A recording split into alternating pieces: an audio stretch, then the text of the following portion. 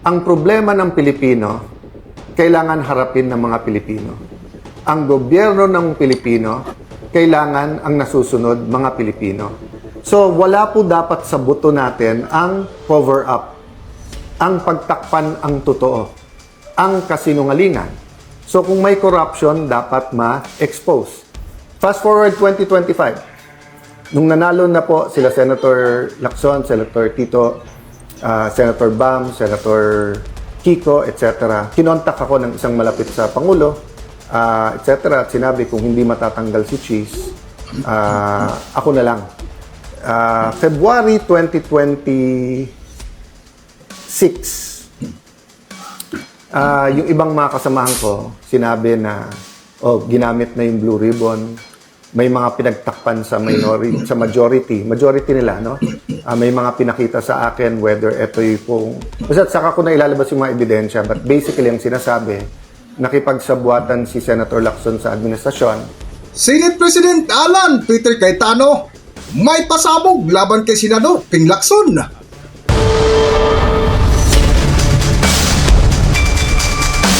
Welcome back to Kakibat TV. Mainit pa rin na pinag-usapan hanggang ngayon sa mundo ng social media ang matinding bangayan sa Senado na tila pilit inagaw ng grupo ni Sherwin Gatchalian ang pamumuno sa Senado sa pamamahala ni Senate President Alan Peter Cayetano. Kung matatandaan, higit kumulang isang taon hinawakan ni Tito Soto at Ping Lacson ang Senado na ikinadismaya ng taong bayan na walang nangyari ang investigasyon sa kontrobersya ng flood control scandal na sa bagong siniwalat ni SP Alan Peter Cayetano ay di umano nakipagsabuatan si Senador Ping Lacson sa administrasyon ni Pangulong Ferdinand Marcos Jr. Sa isang Facebook Live nga ni SP Alan Peter Cayetano ay tinalakay nito ang kahalagahan ng soberanya ng isang bansa na dapat ipaglaban ang karapatan ng soberanya. So yung aking kaibigan parating sinasabi yung hope and a future, magkasama po yon. So tingnan natin, we the sovereign people, sovereign Filipino people. Ano po ibig sabihin ng we the sovereign Filipino people? Ibig po sabihin, ang problema ng Pilipino, kailangan harapin ng mga Pilipino.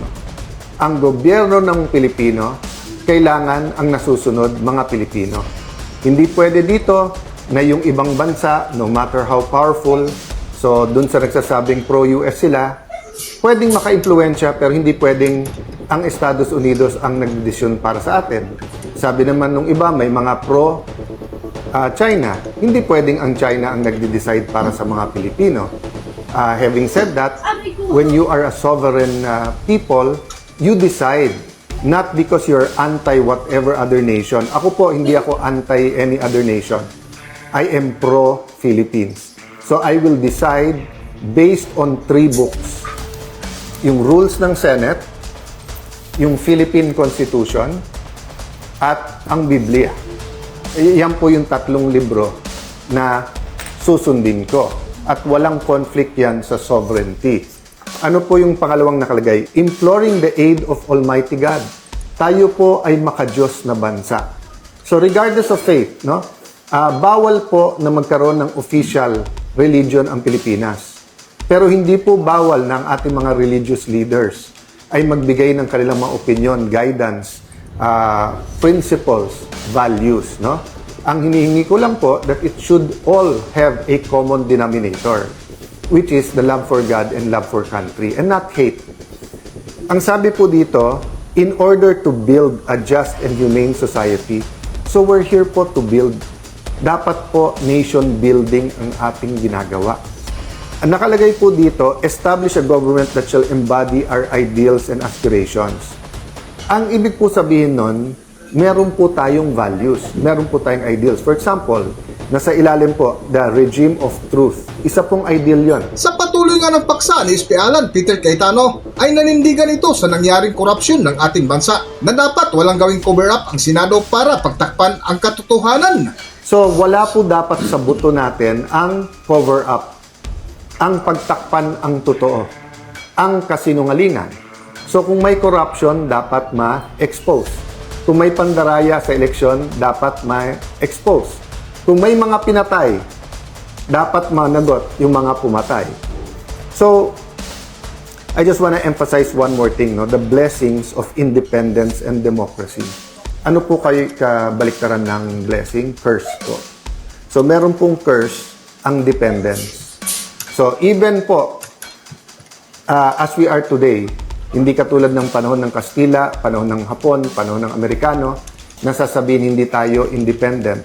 But pwedeng ang mga leaders natin ay maging hindi dependent. Pwedeng ang ating Pangulo ay makinig sa isang bansa lang. Pwedeng ang Senado ay maging kasangkapan ng Malacanang imbis na maging independent. So pagka independent, may blessing. Pag ito po ay naging puppet at may puppet master, curse na po to. Ganun din po ang democracy. And later, I will talk about the dangers to our democracy. Ang democracy po, ang ibig po sabihin niyan, tayo representative democracy. So we exercise our democratic rights individually by voting. There are other manners of exercising our democracy. For example, free speech, demonstrations, rallies, pagpo-post sa Facebook, paggamit ng social media. Naalala nyo po nung parang pinagbabawalan or hinihigpitan ng mga OFW sa Balikbayan Box pagdala dito. Grabe ang mga protesta noon, mga videos na pinadala ng ating mga kababayan. That's an example of democracy in our own hands, no? Having said that, we usually exercise democracy to our representatives, our mga bukal natin, mga kagawad sa barangay, ang ating mga kongresista, ang ating mga senador. So, sa pag-ordain ng konstitusyon na to, yan po yung ating mga ideals. So, napaka-importante po na bagamat ito po yung mga libro at ito yung mga papel, may symbolism po, buhay po yung mga salita na yan, di ba? So, katulad sa atin, let me address to my fellow Christians, di ba? Or actually, kahit sino naman po na spiritual, di ba? May libro kayong sinusunod na sinasabi niyong holy. Hindi niyo pwedeng sabihin papel lang yan or salita lang yan. Yung bawat word dyan, kahit saan mo buksan, halimbawa, nakalagay love. Di ba? Halimbawa, bawat anuman ang word dyan, hindi lang po yan buhay. Hindi lang yan symbolic. It molds us into our identity.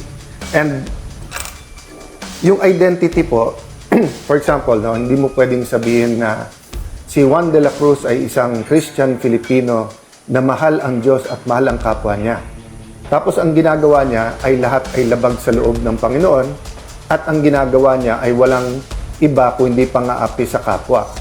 So hindi tugma sa kanyang identity ang kanyang values at principle. So pag tinanong mo, ano ba talaga yung Juan de la Cruz? Ay, wala yan. Hindi maka-Diyos, hindi makatao. So hindi yun yung talagang akala ni Juan de la Cruz na siya. Our identity tells us a lot of things, including where we will be, who we are, what our family will look like, what our community will look like, and eventually, it will form the national identity and will declare where we're going. So, pag sinabi natin, we're a Christian nation, pero number 2 tayo sa pinaka-corrupt, hindi talaga tayo Christian nation, di ba? Pag sinabing ang ating bansa, mahal ang mahihirap, tapos hindi natin pinapagamot yung mga may sakit. Hindi po natin binibigyan ng living wage. Mata pobre ang ating society. So, pag sinabi natin we are a democratic nation, pero diktadorya ang umiiral, o kung sino lang makapangyarihan ang nasusunod, then we're not a democratic nation. So, let me give you a context from my point of view. So, syempre, nung 2022, I ran for the Senate ulit. Nag-observe lang ako. I was soul-searching, if I can call it that, no?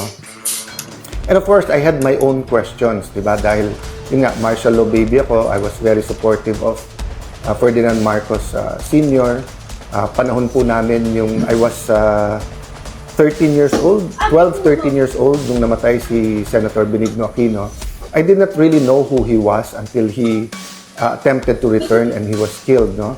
1984, na-elect ang aking ama bilang assemblyman ng Taguig, Pateros at Muntinlupa. That's my first pagkamulat or understanding of government. And then 1986, of course, is the EDSA Revolution. And even a day before it started, kausap na namin ang tatay ko kasi gusto nga kaming paalisin at siya'y first time na nakita ko ang aking ama na umiiyak o lumuluha dahil he was ready to give his life kasi sabi niya, eto na yung panahon na kailangan lumabas lahat ng totoo. And as a 15-year-old teenager, I couldn't understand why someone has to give their life for truth. Kasi di ba mula sa pagkabata, basta eto tama, eto mali. Eto kasinungalingan, eto yung totoo. So we were taught from the start that you're always rewarded if you do what is right. Pag tama, may reward. Pag mali, may mapaparusahan ka or mayroon pong consequence. Diba? Kaya nga sabi nila, if you can't do the time, don't do the crime. No? But siguro yung sa murang edad, 15 years old, parang bakit nagpapaalam ang aking ama at bakit siya makukulong o bakit siya mapapatay kung ilalaban na yung totoo. Then the 4 days of EDSA unfolded. So here I am in 2022, 51 years old, naging konsehal, vice mayor, speaker of the House of Representatives, nahalal pangatlong beses sa Senado, naging Secretary of Foreign Affairs at iniisip ko, never again, pero nandito ulit. Pero I do believe na yung kasalanan ng ama, hindi naman kasalanan ng anak. And I do believe in democracy, meaning if ang nanalo ay isang taong hindi ko naman ka-close, I have to follow what people want or who they voted for, di ba? Kasi hindi pwedeng democracy tapos yung gusto mo lang. Dictatorship yon. You have to respect the will of the people. So in 2020, so let me go back. 2016, nung nanalo si President Duterte, I was asked informally by someone very close to the President, total hindi mo nakuha yung number 2, kunin mo na yung number 3. So sabi ko, anong number 3? Ikaw na mag-Senate President. So nung binubuo ko to, again, I believe in principles. I don't wanna live my life very arbitrarily, no? So, kung this is what President Duterte stood for, then dapat sundin ko yon. So, Senator Lacson and Senator Tito Soto came to me. Alan, 8 o siyam sila eh. 8 o siyam, magbuo ka lang ng 4, I think siyam sila, magbuo ka ng 4, 13 na tayo. Pero sa siyam, eto yung kami. And nung tinitignan ko, for example, he wanted to be chairman ng public order, which is forte naman niya. Basta isa-isa tinitignan ko at sabi ko, mukhang pag tinanggap ko to, mabuti for me. Pero baka under the gun ka agad ang ating Pangulo sa lahat ng gusto niyang gawin. And I'm not talking about Senator Lacson lang, but many. Kasi nga, ang dami ng, for example, nasabi ni Pangulong Duterte, unahin ang sweldo ng pulis at military, doblehin. But there are many senators, including Senator Lacson, who said na kailangan lahat, hindi pwedeng sila lang. So there are things like that, no?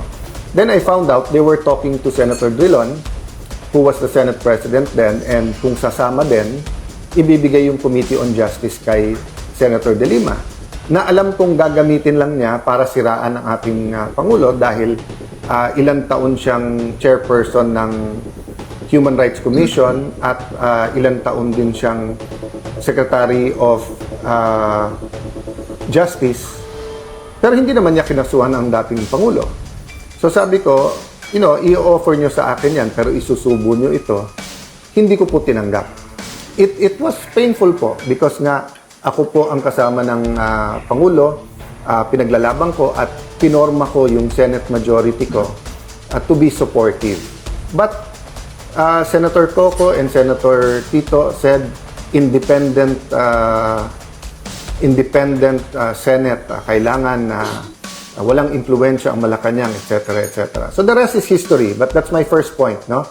Tinanggihan ko yon on the matter of principle, hindi ko nakuha. Kung matatandaan sa panahon ni Species Escudero at Senate Blue Ribbon Pro Tempore Rodante Marcolita ay nagsimula ng tumbukin ang mga politikong kasabwat sa kontrobersyal ng flood control scandal na ayon pa sa ibinulgar ni SP Alan Peter Cayetano ay tinawagan siya ng malapit sa Pangulo para kunin ang posisyon ni Chis Escudero bilang Senate President, ngunit umiiral ang kanyang paninindigan na tanggihan ang palasyo. Fast forward 2025. Nung nanalo na po sila Senator Lacson, Senator Tito, Senator Bam, Senator Kiko, etc. I was talked by, kinontak ako ng isang malapit sa Pangulo, etc. At sinabi kung hindi matatanggal si Cheese, ako na lang.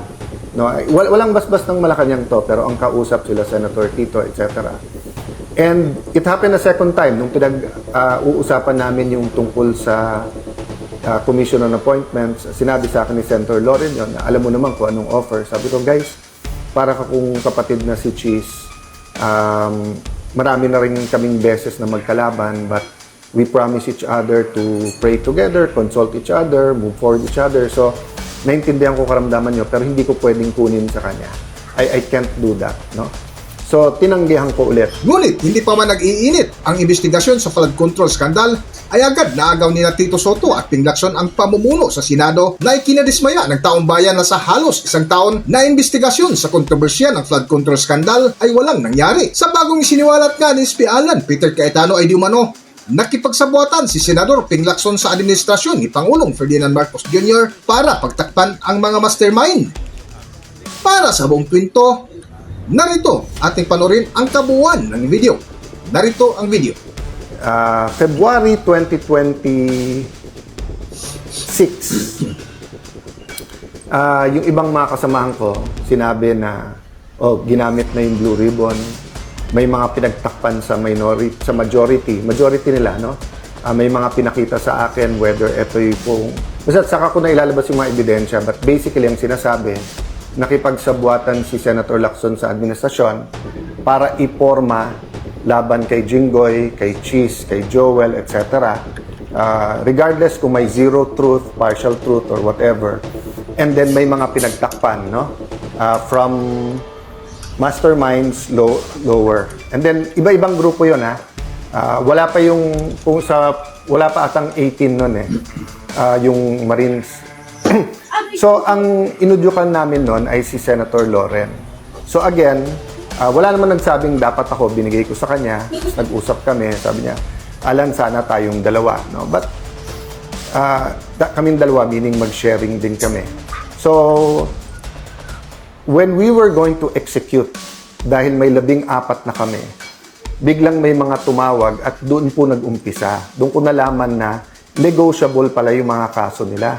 Kasi tinawagan na yung mga may kaso, huwag nyo lang iboto si Loren, bawiin nyo, hindi na kayo kakasuhan. At yung isa doon, na witness ko mismo dahil sa harap ko, tinawagan yung isang high official at narinig ko yung pinag-usapan. So, we stopped there kasi nga may isa naman, wala naman siyang kaso, yung kunikwento ko sa inyo. Pero nagulat ako, takot na takot, no? And isang dahilan takot, minsan medyo napitik din siya na baka banggitin ang pangalan niya. Although he swears, wala naman siya. At doon ko nga nakita na grabe ang leeway ni Senator Lacson na kasi may sinabi Senator Lacson doon na parang hindi, kausapin natin yung mga namamahala kasi yung witness na yan ay hindi credible. Pero pagdating kay Joel Villanueva, pagdating kay Jinggoy, pagdating kay Cheese, credible naman yung, well, wala si Cheese ata sa witness na yon, no? Pero doon sa dalawa,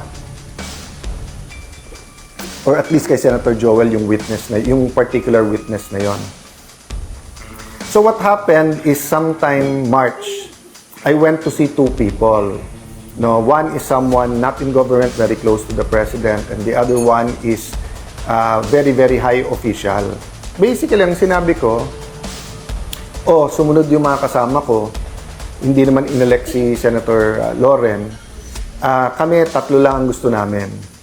One, tutukan yung ekonomiya ng ating bansa kasi kahit na hindi inaamin ng Malacanang, no? Not exactly in these words, no? But basically, it took some time for Malacanang to admit that there's a crisis.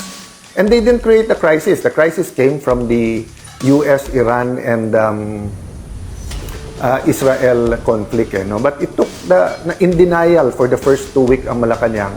Samantalang every other government in ASEAN, around the world, in Asia, were already pinoporma na nila yung mga contingency plans. Diba? That's why nga, nag-file ako, pero sinabi nila Senator Tito, SP, wag lagyan ng ilang days yung contingency plan ng Malacanang, and then afterwards yung Protect Committee ako at mga staff ko nag-draft noon para nga may pressure sa Malacanang na to deal with the economic. Okay, pangalawa, sinasabi na importante yung impeachment, and sabi na hindi namin papangako boto namin kasi nga we have to do it sa ebidensya. So panay ang tanong sa amin, so you will allow na lumabas yung ebidensya? Sabi, of course, that's part of our job. Hindi namin job ay i-convict o kaya i-acquit na mag-a-act kami as prosecutors or as defense lawyers. Ang trabaho namin mag-judge, no? And then, syempre may magtatanong sa Blue Ribbon. Sabi namin, wala kaming specific target except yung katotohanan. Meaning, there has to be a way that the Blue Ribbon will not be used as a tool laban lang sa kalaban ng mga administrasyon, then mapagtakpan yung totoo. Of course, at that time, hindi ko pa alam yung main allegations regarding certain Malacanang personalities and going all the way to the top. Of course, marami ng yung Cabral files, yung by March ba, I think nandun na yung Marines. And then also yung Bersamin files. Basta't marami yan, no? So, basically, ang message ko was, malabo namang makabuo kami, pero it's always possible. So, ang pinapaabot lang namin sa Malacanang ay hindi na po feasible yung Tito Soto, Risa Hontiveros, Kiko Pangilinan, Lacson Group of 4, Gang of 4, na pagpapatakbo ng Senado because it wasn't productive anymore. Panay 2028 lang ang issue, tapos maraming pinagtatakpan, tapos hindi nakatutok sa pangangailangan ng tao. They didn't listen to me. So on May 11, we got the majority. Okay? Hindi namin alam na si Senator Soto mismo, si SP, nagpapasok ng mga NBI at mahigit na 20 ahente nakakalat na sa buong Senate. That's never happened before. They've always coordinated, stayed in one place, and then talked kung paano. Parang kay Senator Jinggoy, napakaayos. Actually, it would have been better kung pinayagan nila ako i-escort sa labas. But nakita nyo, maayos. So yung May 11, in hindsight makikita nyo na po mga kababayan na May 11, set up nila yon. May 13, sila naglagay ng full battle gear ng mga NBI at mapapatunayan namin, Senate premises po yon. So, ang point ko po, sila yung nanggulo. Yung 11, kakampi ang Malacanang, kakampi po ang NBI. Tapos pinapalabas, ako at kami ang magulo. Clear na yon, hindsight Even yung walkout, nung sila nag-walkout, 12, wala daw quorum. Nung nagka-12 sila, meron na biglang quorum. Nung sinabi nila, gusto lang nila magtrabaho. Diba? Nakita nyo naman po, hindi man lang nagbigay ng mga pangalan sila dun sa mga committee. So, paano na sasabihin gusto nilang magtrabaho? Tapos nakita nyo, nung sinabi nila si Senator Wing ay acting Senate President, unang issuance, work from home. Nung pumasok pa rin ang mga taga-Senado, ang sinabi, alas 10, umuwi na kayo. Hindi ba katawa-tawa yon? Di ba yung sasabihin sa'yo, work, let's get back to work. Tapos yung unang i-issue is to work from home, then the next day, umuwi na kayo. 10 o'clock pa lang, pinapauwi na. Kaya nga sabi ko, mag-ingat si Senator Win, kasi maganda naman future niya. Huwag ka magpagamit sa Malacanang at dun sa mga kasamahan mo, kahit binibigyan ka ng high position. I'll give you the advice that someone I really respect gave me, which is, receive, don't grab. I didn't grab the Senate presidency in 2016. I didn't grab it in 2025. I didn't grab it in February 2022. But to God's grace, napunta sa akin. By the way, no, kung nakuha ko yon earlier, kasi di ba nagsama-sama Senator Coco, Senator Tito, Senator Frank Drilon, Senator Mig Subiri. Alam nyo kasi sinasabi nila masarap maging Senate President. Yun yung reading between the line. Kasi usually tens of billions ang pwede mo ipasok sa budget. Usually yan, malaking mga discretionary funds ang pwede mo i-withdraw. Then of course, number 3 ka. So sa lahat ng mga ahensya ng gobyerno, basically you're a VIP there. Ang daming perks po ang pagiging Senate President, no? So when the 4 of them says na Alan, bumitiw ka na lang, huwag kang kumapit sa posisyon, no? First and foremost, nagulat ako na these personalities, especially Senator Drilon and Senator Coco, were staunch anti-Marcos personalities. Suddenly, Marcos na rin, no? I'll go to that later, but what's my point? Sila na-enjoy nila lahat yan. Ako, the day na tinanggap ko at sinabi ko sa mga kasamahan ko, I'm up to the challenge. Kasi nung sinabi sa akin ni Senator Loren, ikaw na, Alan, kumilos na tayo. Nagtanong muna ako I went to Senator Cheese and said na, ako ba dapat talaga pa? But the day na tinanggap ko, I knew I will not be an ordinary SP. This isn't the usual, di ba, na first among equals ka, na malaki pondo mo. I knew laban to ng katotohanan. And I was told already na linggo-linggo, sisubukan kang alisin, naging araw-araw. And I knew na grabe ang gagawin nila, pero hindi ko na-imagine talaga na I knew they were gonna throw at me the kitchen sink. But I didn't know that pati yung kitchen itatapon nila. We knew na bubuhayin yung kaso laban sa iba sa amin, pero hindi namin alam na ganun talaga yung pressure na gagamitin, no? But the reason I bring that up, I wanted to emphasize, hindi kami nagkulang sa trying to build bridges. So finally, nung naka-first base kami, kausap namin ilan high officials and then hanggang umabot sa Malacanang, we communicated that you can trust us in me in particular and the group kasi nakausap ko na yung grupo. Gagawin namin maayos ang impeachment. Hindi namin papangako boto namin, but we will commit na we will listen to the evidence, we will view, we will hold it together with the legislative. Nag-commit din kami dun sa economic. Sabi namin, pagdating sa Blue Ribbon, aayusin natin yung mga hearings na hindi maapektuhan yung ating mga negosyante. But sabi ko, kailangan lumabas yung totoo. Okay?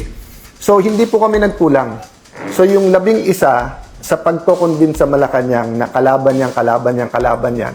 So the problem is they kept on inching towards doing illegal and immoral things until we got to the situation we are in here today. So yun po yung basic context of how we got here today. But more important than the state of the Senate is the state of the nation. So let me go to that. Sabi nila po, yung hindi marunong lumingon sa kanyang pinanggalingan ay hindi makakarating sa kanyang paruroonan. Sabi nila, history repeats itself. So nung sinabing never again, nagulat tayo bakit again.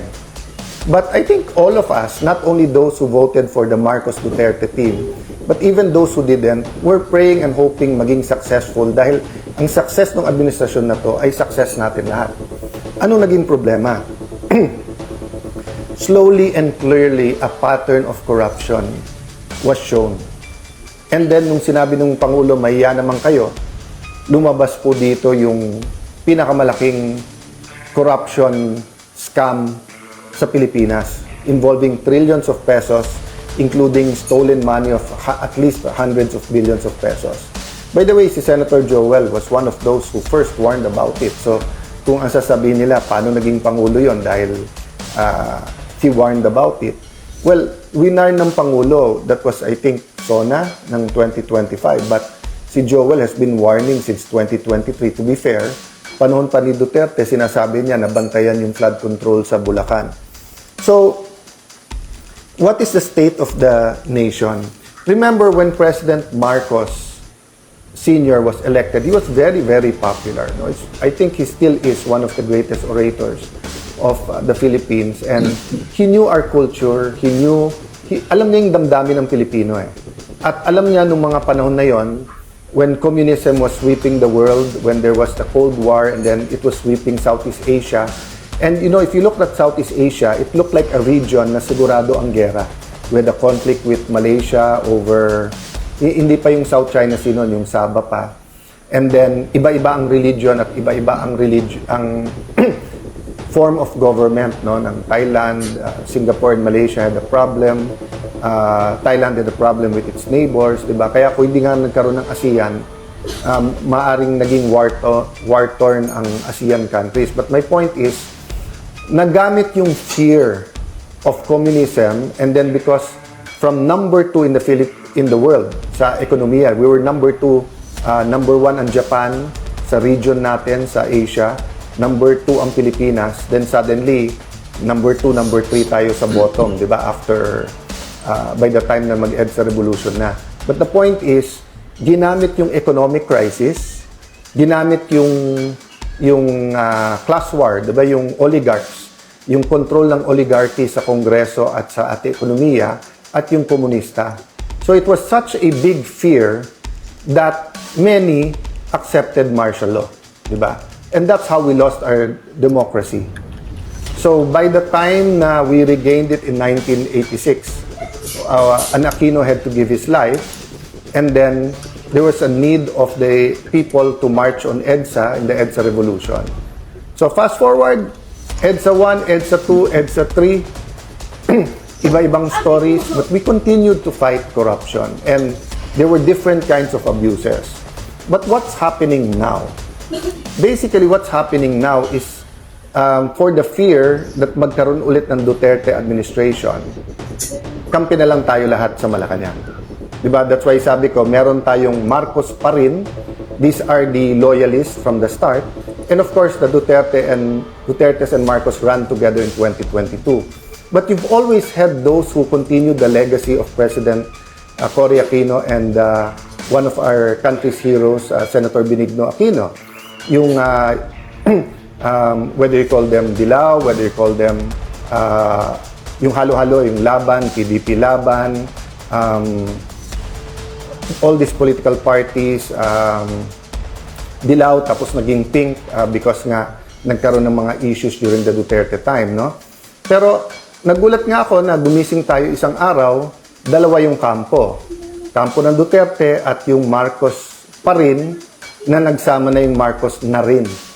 And nagulat ako because even the extreme left, even some of the extreme right, yung mga fascista at saka yung ibang mga katulad ni Senator Lacson na more rightist ang ideology and then yung leftist ang ideology, yung dalawang faction nga nagkasundo eh. Mas mabuti yung mas extreme or yung affirmist kasi kahit papano nagkri-criticize din. But yung grupo nila Risa, Ontiveros, nila Ronald Llamas, talagang puring-puri na sa Marcos administration, no?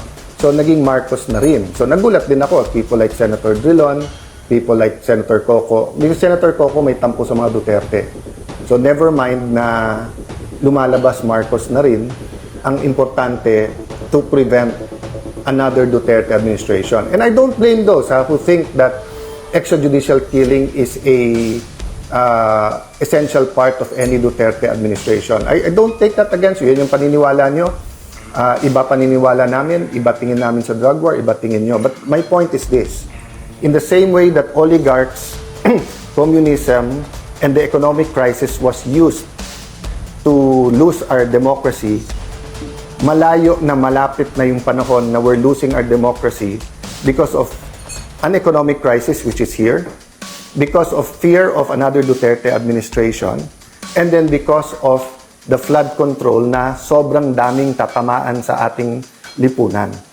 So, the moment of truth is coming, and I use it literally, the moment of truth. Ang issue ngayon, katotohanan. Democracy is also an issue, but the issue is truth. Do you want a Senate that will cover up the truth? So, pinipilit ni Senator Erwin Tulfo na mag-hearing sa Monday, even if we know that yung na bogus, peke, hindi totoo yung kanilang session, so hindi rin totoo na acting Senate President si Win Gatchalian at hindi rin siya totoong chairman ng Blue Ribbon Committee. Sabi sa akin ng media nung Thursday, Sir, anong ebidensya mo na ang Malacanang ay involved? Well, aside from sino pa ba pwede magpadala ng NBI ng 2 araw kung hindi Malacanang? Yung saan ba nag-meeting yung 11, hindi ba sa Malacanang din? But pangatlo, anong sabi nilang ebidensya? Ano sabi ni, di ba ang isda sa bibig talaga nahuhuli? Anong sabi ni former Senate President Tito Soto? Ang naniniwala na kami ang majority at si Senator Win ang acting Senate President ay Malacanang House of Representatives. Ikaw na nagsabi, Malacanang. kasama sa plano eh. O yun din ang sinabi ni Senator Win. Para walang gulo sa bangko, sa mga empleyado, tanong natin sa civil service. So, yun po ang sinasabi kong, guys, kung mahal nyo si Senator Win, huwag nyo sirain yung kanyang future. Saan ka nakakita ng Senate President, unang gagawin, imbitahin yung SILG, yung Secretary of Interior and Local Government para ayusin yung peace and order sa Senate. May sarili tayong USAA, may contingent tayo ng Marines PNP, may PNP sa labas. Pag kulang yon, you can request the PNP. Hindi mo pinapapunta yung SILG mismo. Ngayon naman, ang magde-decide kung sinong Senate President, hindi rules natin, hindi konstitusyon natin, civil service. Sino ba nag-appoint ng Civil Service Commission? Malacanang din, di ba? So, napakahirap po. But I'll offer you a solution, Senator Win. Mag-meeting tayo, may naiisip akong solusyon. Mahirap umanap tayo ng solusyon kung sino ang tunay na Senate President kasi yung 3 libro na hawak ko ay nagsasabing yung legitimate Senate President, yung nahalal nung 13. No? By the way, guys, let me go to that muna na mabilis. Ito. Sabi po sa Philippine Constitution, hindi lang to sa rules, sa Philippine Constitution, nakalagay po dito, the Senate shall elect its President and the House of Representatives its Speaker by a majority vote of all its members. Of all its members. Iba po yon sa sinasabi dito, a majority of each House shall constitute a quorum to do business, but a smaller number may adjourn from day to day. So yung a majority of each house and a majority of all its members, magkaiba yon. At sinasabi din dito po na, meron po kasi dito yung about each house being able to pass its own rules, no?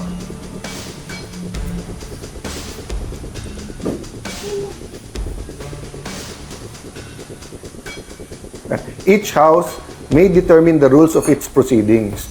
So kung titingnan mo ang rules natin, yung officers po, yung secretary, yung sergeant at arms, Senate President pro tempore at Senate President, 13 ang kailangan. Kasi all members. So, ang Constitution ay nagbibigay ng power sa rules at sinasabi po dito sa dalawa na kailangan 13. So kung walang 13, hindi kayo tunay. Going back to yung hearing ni Senator Erwin, the 12 might want to rein him in even during martial law, even during the abuse of arrest, kaliwat kanan at yung mga torture. Wala pong high official na nagsabing, wekwelyuhan ko yan, ako mismo arrestuhin ko yan, etc. So, you know, it's incredible that you'll have a human being speaking like that. Kaya sa sulat ni former Congressman Michael Defensor, dapat ang sagot namin ay simpleng umattend kayo sa legitimate na Blue Ribbon Committee dahil yun ang may legal protection.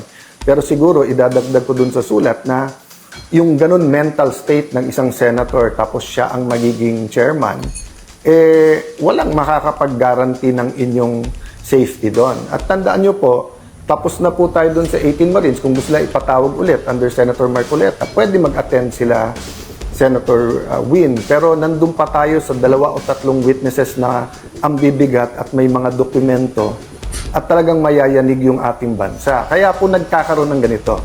Ang problema po, kaya sinabi kong malapit malayo. Every time that the truth is about to come out, wini-weaken yung institutions. Winiken po ang House of Representatives, winiken po ang Senate. Sabi ni Senator Lacson, sirang-sira ng Senado. Ikaw naman sumira sa Senado through false testimony witness using the Blue Ribbon laban sa ating mga kasama. So, etong mga kaganapan ng May 11-13, Malacanang ang may control dyan sa NBI, hindi sa amin. Tapos iwa-whitewash nyo pa para sabihin wala ang mga NBI sa loob ng Senado. So, tama yung sinabi ni Senator Gringo. Pag armado ka at dapat nandun ka, wala ka doon at nandun ka, bakit papagalitan mo yung reaksyon? So, he was talking about yung mga panahon ng kudeta. So, kung may mga sundalo sa labas ng Malacanang, natural na magwa-warning shot ang mga taga-Malacanang, paalisin ka. So, ginulpi na nila ang isang taga-USAA, hinabol nila ang isang senador sa loob ng Senado. So natural, nung pinaligiran nila ang Senado at they crossed over from GSIS into the Senate na naka-full battle gear, natural na magkakaroon ng warning shot. And then ang sisisihin kami, hindi yung nanggugulo. So the point is, these hearings, you know, you had your chance to have hearings. Ilang buwan naman kayo na hindi nag-hearing. Di ba? So siguro, ang haba na ng sinabi ko, my point is, mga kababayan, who are we as Filipinos? So I had to think about my role. Komportable ako sa pagsa-soul search ko, sa role ko po in transforming the nation, sa role ko po bilang isang Kristiyanong may pinaglalaban. Komportable po ako, quiet life with family, building our city. Pero nung tinawag ako, step up, be with the senators, be our leader, I had to say yes. Kasi yun yung role na binibigay sa akin. I knew I wouldn't enjoy the perks. I knew na baka kasuhan muna, kulong, intimidate, offer. But kailangan ko lakasan loob ko I have to put my whole faith in God. Today, day by day lang ako nabubuhay. Day by day, Lord, anong pinapagawa mo sa akin? So, dun sa mga nagpe-pray for us, pati mga nag-open letter, I don't get offended. Tama yung sinabi nyo. Ang prayer ko should be, Lord, saan mo ako gusto at anong dapat kong gawin? So, I'll stop there, but you also have to ask yourself that question.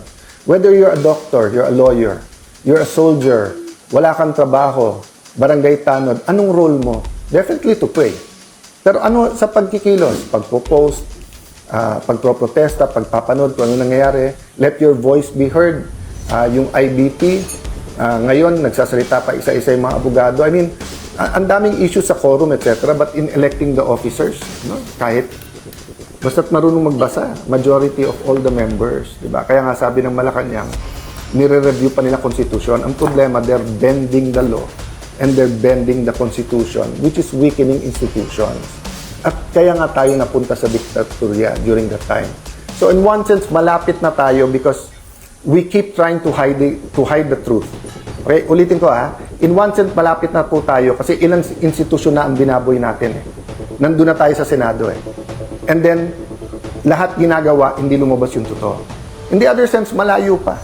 Kasi wala pa namang official declaration, etc. etc. Pero nagsusumula na Basta't ikaw ay kalaban, actually matagal na nagsimula yun, basta't ikaw kalaban ay kulong ka. Pero bailable yun Ngayon yung non-bailable na ginagawa. At ang masama, dati lumalaban yung institusyon. So nung pinadlock ang Senado, nagkaisa lahat ng senador at least more or less na wag nyo ipadlock yung Senado. Ngayon kasi, kapwa senador pa ang kumakampi sa Malacanang. Diba? That's why hindi ko na sinasagot isa-isa Kasi nga, team cover up between team ilabas yung totoo. Team independent versus yung team na ang Senado dapat kontrolado ng Malacanang. O sasabihin na, di, kasi kay Tito Soto or kay Win Gatchalian, maayos yung Senate. Maayos nga yung Senate kasi hindi nyo nilalabas yung totoo tapos nandun kayo sa ilalim ng Malacanang. So, I continue to offer Malacanang a partnership but check and balances tayo. No? So, weekend, Sunday time to think. So, wala namang problema, filean ako ng kaso. But for example, yung Tindig Pilipinas PCOD, legacy ni President Cory Aquino is democracy. Legacy ni Senator Benigno Aquino is giving his life to fight for freedom and democracy. And then magpapagamit kayo sa Malacanang. Obstruction of justice. Sinabi na nung NBI, walang warrant na binigay sa amin. Sinabi na ng PNP at SILG, pumunta sila doon, hindi para arestuhin dahil wala pa namang warrant. So, paano naging obstruction of justice at paano pinatakas si Bato kung wala namang warrant? So, let me address myself to Pico D and the other Aquinos, even to Senator Bam, no? Ang legacy nyo, democracy. Then Marcos na rin. So, no problem. Legacy din nila is against extrajudicial killings. So, kung yung ipaglaban nyo yun. Legacy din ng mga Aquino is to sacrifice for the nation. So, if your sacrifice is fighting the Dutertes, okay yun. Pero okay sa inyo babuyin yung Senado. Okay sa inyo wag ilabas yung totoo sa flood control. Di ba, kaya nga, laban Laban yung laban. hiramin ko muna. Kasi hindi nyo ginagamit eh. Di ba? So, alam nyo naman, di ba, sa aktivista, ganyan, sa Duterte, ganyan, eh, kailangan neutral ako eh, dahil senator judge din ako, ako pa magpre-preside ng impeachment. Pero pera muna nung laban. Kasi paano pag wala nang lumaban para sa Pilipinas? Paano kung Marcos na rin? So mga kababayan, let me end this way. Kung comfort lang po, sumang-ayon na po ako sa administrasyon. My life will be totally much easier, but I couldn't live with myself. Why? Life without a purpose is not living. Diba? You all have to consult your maker. Is this the kind of world that the Philippine Constitution wants? Is this the kind of world that the Bible tells us, the kind of Philippines we want? Diba? So, you might not like me. You might not agree with my politics. I'm not perfect. Some of you might not even trust me. And if I'm wrong, then tama feelings nyo. But what if I'm right? How many of us didn't listen to the science in 1970s? And what happened for 20 years? So what if I'm wrong now? You don't have to like me. My stay as Senate President is limited. But every day that I'm here, laban po tayo. So, hindi natin kalaban ang Malacanang. Pero kalaban natin kasinungalingan, kalaban natin yung nagpupunit ng pahina ng konstitusyon. So, mga kababayan, tonight, tomorrow, let's say a prayer, but let's ask ourselves, who are we? Anong identity natin? Paano natin maitutuloy yung laban? Hindi pwedeng everyday may bagong issue na lang. Issue May 11, habulin si Bato. Issue May 13, NBI attack the Senate o hindi. Issue ng walkout, 12 kayo, okay. Nung kami hindi dumating, 12 kayo, okay. Tapos, para hindi mapag-usapan yung testimony ng 18 Marines, magme-meltdown, magbabalistik si Erwin Tulfo. Tapos, para yun ang news. Tapos, bukas. Tapos, tatakutin lahat ng mga empleyado ng Senado na bibit-bitin, kakasuhan. Ulitin ko yung sinabi ko sa media, lahat ng kapangyarihan nasa kanila. Ang nasa aming katotohanan. But despite that, I'm willing to tonight and tomorrow we'll be thinking of a way. Paano po hindi maipit ang mga empleyado? Paano po na yung mga bangko masunod ng tama? Anong tamang legal remedies natin? On that aspect, we can talk and find a way. Pero when it comes to truth, ibabalik ko ngayon sa majority yon. You really believe what you're preaching about the flood control? You really believe na after putting to jail some to get the quorum, they won't put more in jail to get... Gagawin kasi 18 na lang ang senador para 12 convicted na. At pagkatapos nun, manipulate na naman yung numero at saka yung konstitusyon para palitan yung konstitusyon. Again, if I'm wrong, then baliwalain nyo lahat ng sinabi ko. I'm just one other politician telling you garbage. But if I'm correct, and I hope that I am not correct, then we have to put faith into our actions.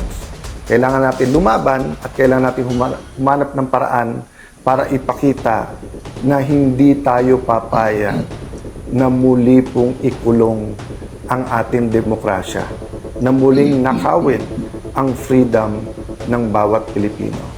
God bless you. God bless the Philippines.